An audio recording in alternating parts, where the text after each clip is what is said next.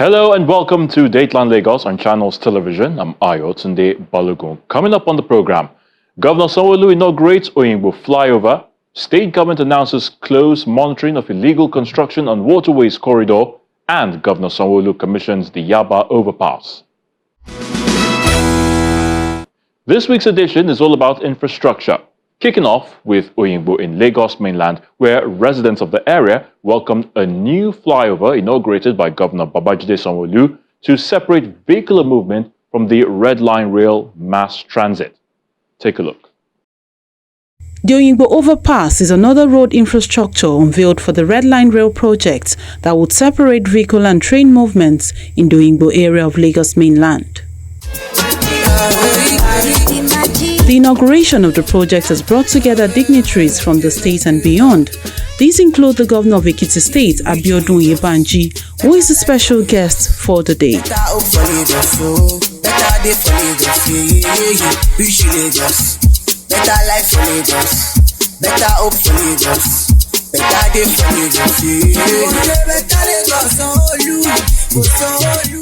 The project is a T-bridge design linking Lagos Highland to reduce traffic. The managing director of Lagos Metropolitan Area Transport Authority says the state will share tracks with the Nigerian Railway Corporation for easy movement.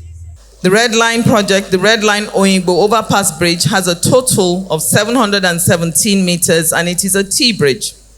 I would also like to inform you that the infrastructure to support the operation of the LRMT Red Line Rail are already in place, with stations and rail platforms built at Oyingbo, Yaba, Moshi, Oshodi, Ikeja, Agege, Iju.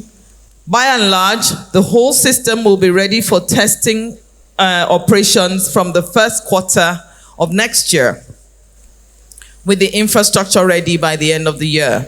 This rail line will reduce congestion, emissions, and facilitate easy movement for commuters and goods. I want to sincerely appreciate all stakeholders for their cooperation to ensure that we get to this point that we are at today. I also want to mention particularly the Nigerian Railway Corporation, NRC, and the Federal Ministry of Transport for their cooperation and support. We will share tracks with the NRC from Ebute Metta to Agbado, while the Federal Ministry, in acknowledgement of this, provided the conducive environment for the bridges as well as our own dedicated tracks from Ebute Metta Junction to Oyingbo to be constructed.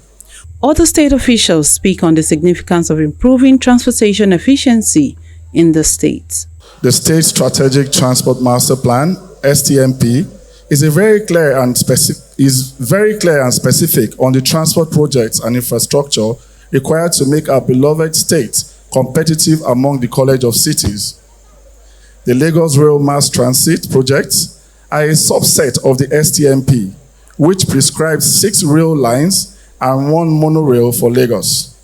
For the Red Line to be fully functional, there must be some supporting infrastructure that must be provided. The LRMT Red Line Oyingbo Overpass Bridge is one of such supporting infrastructure. The provision of this transport infrastructure is a testament to the fulfillment of the electoral promises of Mr. Governor under the first pillar of a Themes Plus development agenda, traffic management and transportation. The government's vision for transportation for Lagos is one that is sustainable, intermodal, and an integrated system. Our transport infrastructure therefore speaks to the intramodality. For instance, the Oyingbo train station connects to the terminal, thus giving commuters the choice of which transport mode to use to get to their destinations. As much as I'm happy to be here, I still remember that this is the same bus terminal that was burnt down some time ago. To my surprise, the bus terminal is now up and running again. And not only that, we now have a T-bridge in Lagos mainland. Mr. Governor, I want to say to you, you have done very well. And the people of Lagos mainland will forever be grateful to you. Because we are standing at an historic event where Mr. Governor has said the needs and the responsibility of the people shall continue to be his priority, and he has given us the opportunity. Today we are opening the bus park, and we are also commissioning the T Bridge. Your political scorecard has said it all. Your promises to the people as a politician and as the executive governor of Lagos State has come to pass. And I want to continue to tell you that for as long as you continue to do what is right to the people and for the people, the Lagos State House of Assembly, ably led by Right Honorable Dr. Mudashiru Ajayi-Obasa, will continue to stand with you. The special guest of the day, Governor Yaba, commends the Lagos State government for its infrastructural drive, saying new governors have one or two things to learn from the state. Today's event speaks to what is possible when you have a government that believes in the vision, in the policies and the programs of its predecessors. Mr. President, as governor of Lagos State, emplaced the building blocks for a new Lagos, on which governors Fashola, Ambode, and now Governor Sanwo-Olu is building on. The import of this is that the people are the ultimate beneficiary of such. Ekiti State has a lot to learn from Lagos State. In our 27 years as a state, this is the first time we are having a back-to-back government, of which a government will succeed itself. And for the past 1 year, we are committed to completing the projects envisioned by Governor Kayode Fayemi. Most of them have been completed. Some are in various stages of completion. My advice to Lagosians is Lagos State has become a model for transformative leadership, for reforms, for innovation, and for good governance. And when you have a system that works, you must guide it jealously. I advise Lagosians to treasure this path and ensure that we drive on this progressive lane. Governor Sanwo-Olu is optimistic that the initiative will address gridlocks in the area and reduce cases of road accidents when the red line operation begins. This is a typical breach of a direct local content. We chose STEP to do this work for us because we believe in their capacity and they have not disappointed us. Let us give them a round of applause for doing us this honor and for ensuring that indeed skills are being transferred and knowledge is being seen as one of the ways in which we will bequeath something for the future. I think it's also important that we'll also, remind ourselves, that when we promise a master plan where rail, road, water, infrastructure will work together. This is a classical example of it. Here in Oyingbo, you will see that there's a bus station that is a massive bus station, and there's going to be pedestrian walk to get onto the train stations, right? So you can commute from the train stations onto the bus stations, and it will be seamless. But the most important thing, ladies and gentlemen, is the fact that in all of our transportation solutions, we're using only one single card, which is called the Cowrie card. Cowrie card today has been distributed to over 4 million Lagosians. Over 4 million citizens have the blue Cowrie card, and they are using it both on land, they are using it on train, and they are using it also on waterways. So the integrated urban transportation system that we promised, right here, you can begin to see it being informed and so being utilized and being implemented without any hitch at all. With this overpass, we are providing what we call permanent solutions when the train starts, because you need to build the infrastructure before the rail continues. And so we're putting the round holes in round peg, and we're ensuring that the Lagos State Transport Master Plan, as we have done, we're on track and we're within time to ensure that everything is done. The red line is at grid, meaning it's not a bridge rail infrastructure. So when you have it at grid, you need to have interactions with vehicular movement and pedestrian movement. So you need to be able to build those infrastructure so that you can avoid any form of accident when the train starts. On social media, you see people say things around the fact that the transportation infrastructure, the rail we're building in Lagos, is the most expensive anywhere in the world. And there's a young man, I don't need to mention his name, he's a musician. Go on social media and say we're spending $54 billion on a kilometer of rail, to build. and they're comparing us with other jurisdictions. While they lack knowledge to also understand that the environments are different, the rail they were talking about in Addis is a refurbished rail infrastructure. It's a rail that is being built nationally, and it's not the same terrain that we're talking about here. We're not spending anything close to the figures that is mentioned, not even 10% of it. He also says the bridge would help ease the pain of the Third Mainland Bridge closure. So strategically, we have opened an alternative for you, right? While we need to collaborate and work with the Federal Ministry of Works, we need to open this so that you can access, your offices. If you are going on the mainland, if you are going to the island, you can come from this bridge. Either you are accessing it through Kata Bridge, or you are accessing it on Apapa Road to go and connect Eco Bridge. So you can see that this is a government that is thinking, that is reviewing what you need to do to ensure that life becomes meaningful, life becomes useful, and you can spend your time on the road efficiently and effectively. The Oyingbo overpass is 717.5 meters long and is one of the 5 link bridges the state government is planning for to boost the operation of the Red Line Rail project. From road to waterways corridor, this time the Lagos state government says close monitoring exercise will commence on that axis in order to put an end to illegal construction on the island. The Lagos State Commissioner for Waterfront Infrastructure Development, Ekundayo Alebiosu, and his counterpart in charge of the Ministry of Physical Planning and Urban Development, Oluyinka Olumide, kicks off the waterways inspection from the 5-carry terminal, Palomo.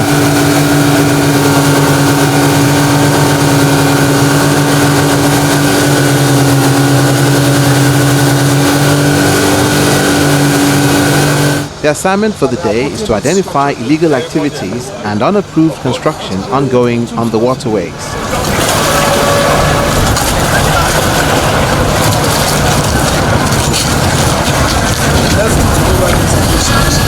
Everybody should stop work.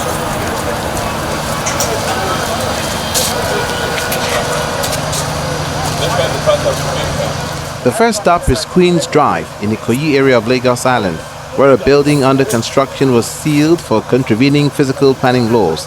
The property owner was issued stop work order 2 weeks ago, but ignored the directive. I knew about this, and someone was supposed to go up. What was, and did they get clearance? I don't know. If they didn't get clearance, so who gave the resume work order?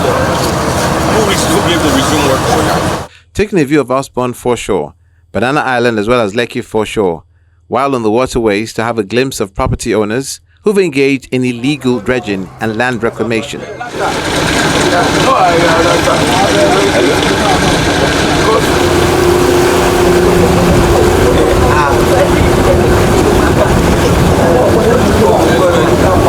After the inspection exercise, the Commissioner for Waterfront and Infrastructure Development asked developers to get approval before dredging.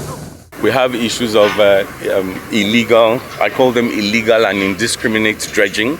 Because, of course, when you dredge sand from somewhere, it reclaims itself, and that's what's affecting our beaches. The water goes and tries to what's the word now? It tries to feeling for where sand has been taken out. I'm not saying we shouldn't dredge. We need to dredge sand. Sand is the second most sought after natural resource in the world after water.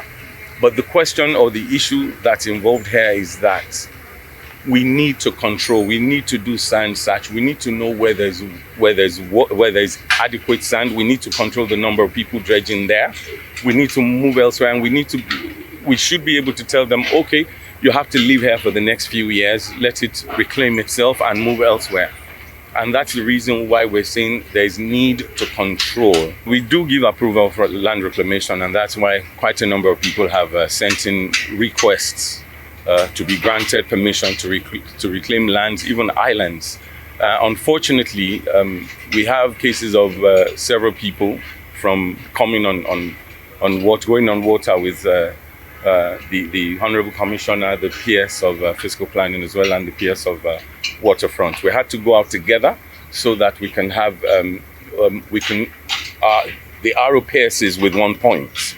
And of course, you saw that they did stop. As regards the requirements, we have to thank Fiscal Planning very much, because they have helped to make sure that quite a number of of applications are turned down, because in some cases, you have to be smart. They keep coming up with new ways, new means, and find a way through the back door to get to physical planning. However, they sent them back to Waterfront to go make sure that they get the clearance, and that way we're able to determine who actually has been granted approval to reclaim.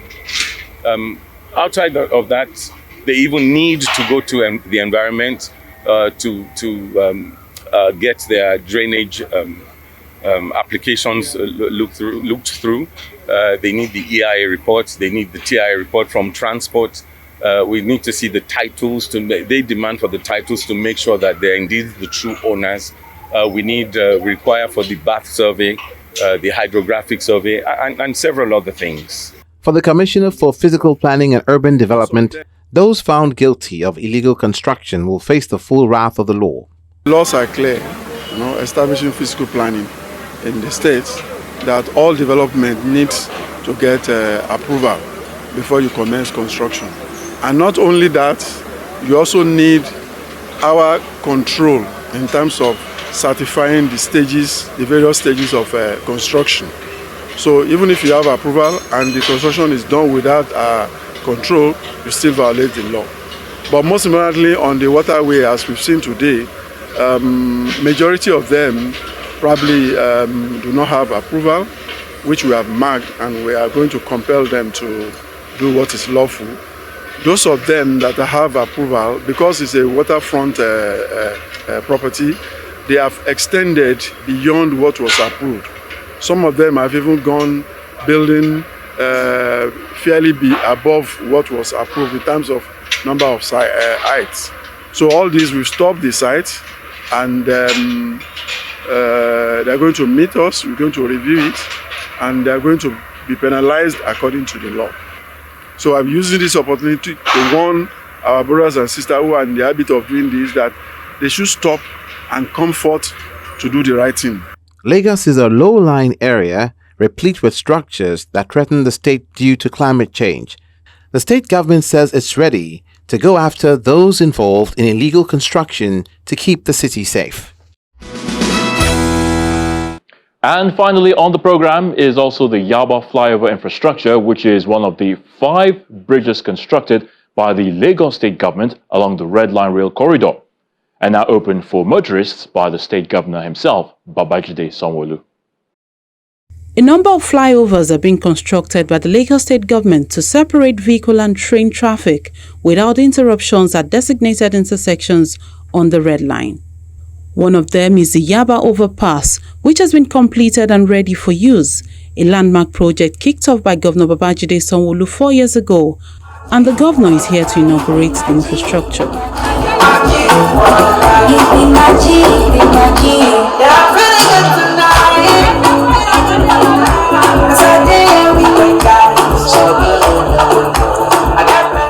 The Managing Director of Lagos Metropolitan Area Transport Authority, Abimbola Kiajo, who is in charge of all rail projects in the state, says a total of 10 bridges have been mapped out for the Red Line corridor. The other bridges that are part of this package are the Penn Cinema Bridge, which is already completed and in use. The remaining 4 bridges are Oyingbo, Mushin, Ikeja. Now for us, the Federal Ministry also agreed that they would construct 5 bridges. The whole vision is that we would eliminate or reduce the interaction between vehicular traffic and rail traffic, as well as pedestrian traffic. The 5 bridges that the federal government agreed to do are at Jonathan Coker around Fagba off Iju Road, Ashade Market, which has been completed and already in use, Shogunle, Ilupeju Bypass, and Fadei. The bridges are an essential part of the Lagos Rail Mass Transit, the Red Line project, to ensure, as we said already, the safety of the people of Lagos. There is only one outstanding bridge, and that's at Mushin, and that also is due for completion by the end of the year. The Red Line, when opened for passenger operations, will have an exponential effect on the economy of Lagos and the way in which we travel. The 37-kilometer rail line is expected to move at least 1 million passengers a day when it is fully operational. We thank the Ogun State government for their cooperation with the Lagos State government under the Lagos-Ogun Joint Development Commission for assisting us in particular during the land acquisition process for our station at Agbado and our stabling yard at Okpeilu. While the construction lasted, the project brought some form of hardship to motorists and traders on this axis. They are grateful for the relief that has come. Because you have just given the people of Yaba LCDA their very own T-bone steak, tastefully structured and constructed by world-class building and construction professionals in collaboration with the Ministry of Transport and, of course, the leadership and members of the Lagos State House of Assembly by virtue of the transport management law in place in Lagos State. This project is, however, laudable, and your contributions, your continuous commitment, and your drive towards the transport development in our dear state is not only commendable, but also worthy of emulation. Your Excellency, you have consistently considered the plight of our citizens, the citizens of this dear state, Lagos State. Thanks to you, the Yaba that I knew more than 3 decades ago is wearing a seemingly different look. We say thank you. Achieving intermodal transportation is the goal of the state government, and the Commissioner for Transportation asked the people to utilize the available transport options. The convergence of all these impacts on transport infrastructure provisions and speak to a seamless integration of transport modes. And this is very pronounced in our bus terminals, train station, and ferry terminals. Today's event is a prelude to the future role Yaba will play in our transport system. As you are aware, the Lagos Rail Mass Transit Red Line train station across the road will be connected to the Yaba bus terminal, thus making it possible for each mode to feed each other with passengers. The government is working at making sure that a greater number of Lagosians drop their vehicles and use public transport for their daily commutes. This has the benefit of emission reduction, less congestion on the road, and faster travel time. Our public transport solutions thus are fashioned in a way that at least 2 modes integrate to provide modal choices for the people. While we provide the infrastructure, it is important for the people to own them and ensure that they are the eyes of the government by reporting any abuse of the infrastructure to law enforcement agencies and the ministries or agencies involved. Governor Sanwo-Olu says the administration is working towards implementing other rail corridors that would link Lekki, Ikorodu, and its environs to reduce traffic congestion in the state. He also wants traders to stop selling along the rail tracks. Here at the Yaba Bridge commissioning, you can see that our plan for an integrated mass transit program is reflected here at Yaba. Here at Yaba, you can see the bus master plan right behind us here, which is a major intersection. You can see the rail line, which is the red line, and you can see the train station also right behind you here. And so, before the end of this year, I want to assure you that we will begin our testing on the red line. The infrastructure, the construction are well over 90%. In fact, some of them have indeed been completed. But it's not going to stop at the blue and the red alone. It's my pleasure to announce that 2 additional rail lines will also, because we've done extensive visibility and viability studies. The green line is a 68-kilometer rail route from Marina all the way to the Lekki Free Trade Zone. The purple line is a 60-kilometer length all the way from Redemption Cap in Ogun State to Ojo Majority in Lagos West region. And of course, we also want to do the orange line. The orange line will take off from Ikorodu, outskirts of Ikorodu, from Agbowa. It will move all the way to Ikeja. So you can see that all the connections are being worked on. All the intersection. So don't try to imagine it. It's a real corridor. So it will come and connect the red line that you have at Ikeja, on Ikeja along. That's the plan for that orange line. I'm happy to also inform you that we have awarded the construction of the phase 2 on the Blue Line Rail, which will be from Mile 2 all the way to Okokomaiko. Contractor is on site, and we're believing that that entire stretch will be completed in the life of his administration and will be open for commercial use. We have given the contractor deadline that in 2.5 years, maximum before the end of our 3rd year, we should have the completion of the phase 2 of the Blue Line. And therefore, I want to use this opportunity to also sound a last warning to people that are trading on the rail tracks. The rail tracks are not marketplaces. The rail tracks are for train to move upon. An height requirement of 7.7 meters was adopted as the minimum headroom above the rail track to accommodate potential future modifications considered safe for transportation in Lagos metropolis. So this is where we call it a day on this week's edition of the program Dateline Lagos. As always, thank you so much for watching. I'm Ayotunde Balogun. Until we come your way again next time, remember to always stay safe. Bye for now.